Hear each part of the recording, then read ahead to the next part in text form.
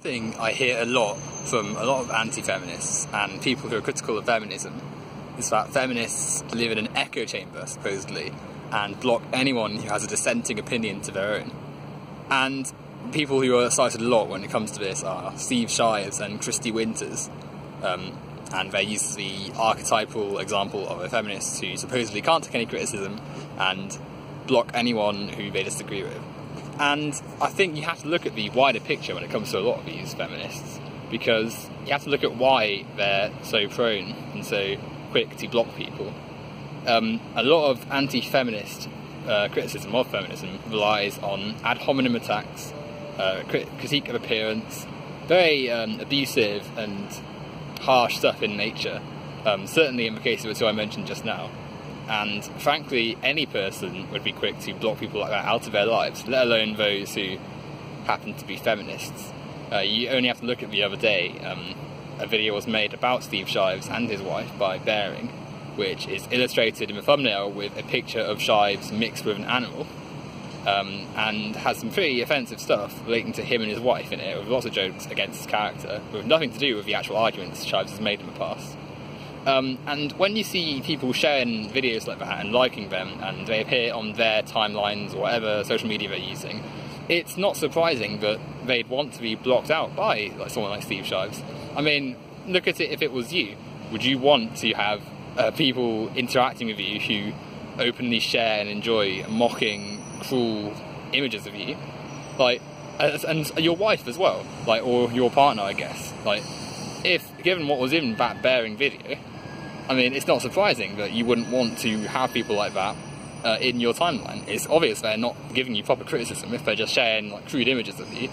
And as a result, Steve Shives and Christy Winters and whoever have the right to block out those people. And we need to get rid of the idea that somehow blocking someone is the same as not responding to criticism and not being able to take any form of disagreement. Blocking people who are abusive is something that anyone can do, regardless of whether they're a feminist or not, and something that I think anyone would do if they saw the abuse on their family and criticism of appearance that we see a lot from many anti-feminists and their fans. It's the same with comments. I mean, there's only so long before you can want to get rid of the comments that literally just say abusive stuff about Steve Shives with nothing to do with his arguments, and we need to realise that these people have the right to do so.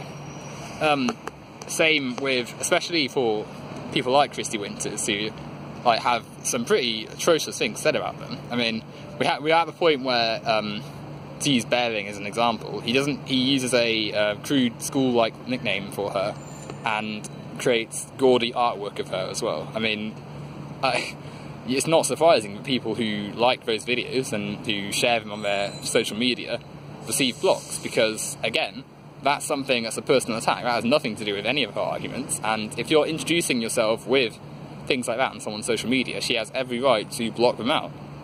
And conflating that with somehow that she can't take criticism and she doesn't know what she's talking about because she just doesn't know how to respond to disagreement is ludicrous, I think. She's a PhD, she's got lots of qualifications, as does Steve Shives, and to imply that these people don't know what they're talking about simply because they blocked an image of them drawn by someone who has no interest of responding to anything with any semblance of nuance or reason, I find that they have every right to do that, and we shouldn't be mocking them for it. If you want to criticise them, by all means do. I mean, free speech and all. And yeah, I mean, free speech means you can make mocking images of them and jokes at their expense, but then their freedom is to have the right to move these people out of their life, and only respond to criticism that's worth dealing with, and not stuff that's just attacks on them veiled with free speech. So next time you're thinking of making your jibe remark at any feminist, especially those two, because I think they take the most slack out of what I've seen, but next time you're thinking of doing that, just consider that you're setting yourself up to be blocked, justifiably so, because you've abandoned any real criticism to just make a cruel joke at someone's expense, and they have the right to block you. Simple as.